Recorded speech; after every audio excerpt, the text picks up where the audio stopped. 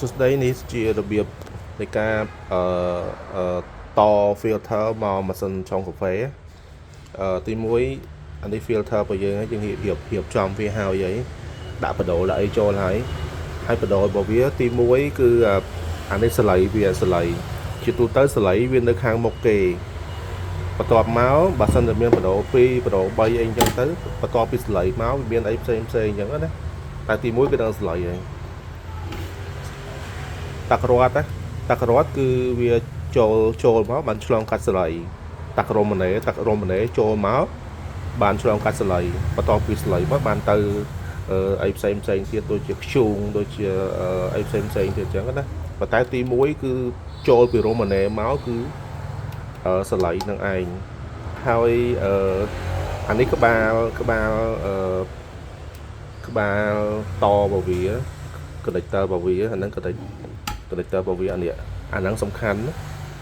អញ្ចឹងដោយសារយើងប្រើតយោមួយនេះតយោ10លីនេះតយោ10លីនេះវាស្រួលកាច់កង់បត់បែនអីស្រួលបើសិនតែយើងតយោប្រើតយោអាតយោ Q របស់យើងអាតយោ Q អ្វីរបស់យើងហ្នឹងអាហ្នឹងវារឹងវាស្រួលវាអត់ទៅស្រួលហ្មងទេវាត្រូវការកាច់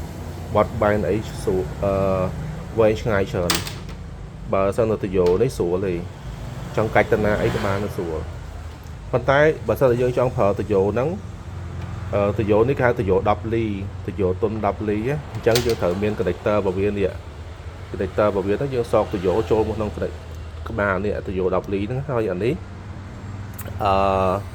ក្បាលវាលេខ21អញ្ចឹងជាទូទៅចម្រោះគេប្រើក្បាល21នេះអាសងខាងហ្នឹងគឺប្រើវា21អញ្ចឹងណាអញ្ចឹងយើងយក connector ហ្នឹងមកសកចូលក្នុងកន្លែងនេះមកមួលចូលអាហ្នឹងហើយ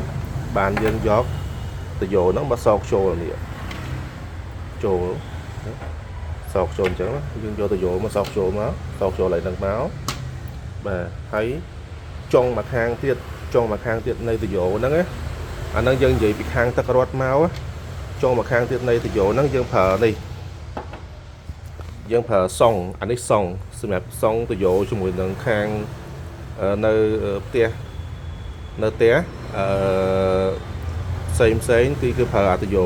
លេខ21អញ្ចឹងយើងគ្រាន់តែកាត់អា21ប្រគេមកយើងសកអានឹងចូលទៅហើយយើងយកក្បាល connector នេះក្បាល connector ហ្នឹងយើងមកមួលចូលមកក្នុងនេះមកមួលចូលប៉ុន្តែអានេះខ្ញុំធ្វើបត់បង្ហាញនេះមួលចូលផុយតាមពិតយើងត្រូវមានស្កុតតាក់ត្រូវមានកាយមានអីទៀតចឹងណាអញ្ចឹងទៅយកមកខាងមកខាង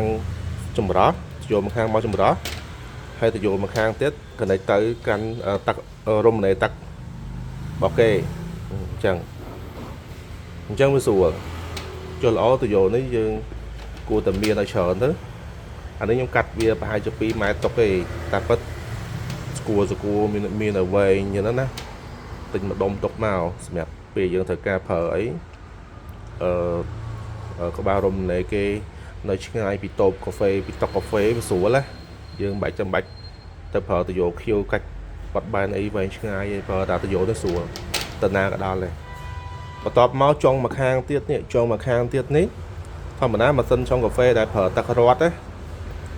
វាតែងតែមានតយោវាឲ្យតយោមកមួយអីអញ្ចឹងយើងសកអាហ្នឹងទៅសកយកអាតយោនោះមកសកចូលក្នុងហ្នឹងហើយសកចូលទៅម៉ាស៊ីនឆុងកាហ្វេទៅហើយ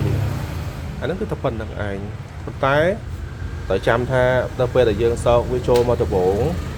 ប្រហូរទឹករត់មកយើងកុំអាប្រហូរតែម៉ាស៊ីនវាអាចមានកកមានអីផ្សេងអញ្ចឹងយើងប្រហូរវាចោលប្រហែលជា10លីត្រសិនទៅហើយចាំយើងសកតយោម៉ាស៊ីននឹងចូលត្រូវតែចាំថាចម្រោះនេះបើសិនតែយើងមួលវាអត់តឹងទេ